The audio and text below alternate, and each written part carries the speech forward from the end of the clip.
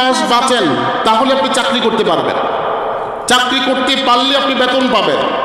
আমাকে আপনি গ্যারান্টি দেন আগামী বছর আপনি বাঁচবেন, আগামী মাস আপনি বাঁচবেন কিনা। যদি বাঁচেন চাকরি ডিউটি করবেন, সেই গ্যারান্টি দিলে আমি আপনাকে বেতন অ্যাডভান্স করব। সুবহানাল্লাহ বলেন।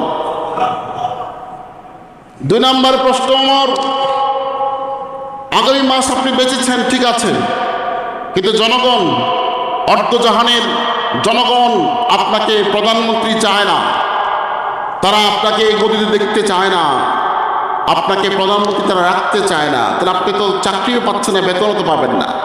আমাকে গ্যারান্টি দেন জনগণ আপনাকে প্রধানমন্ত্রী চায় কিনা।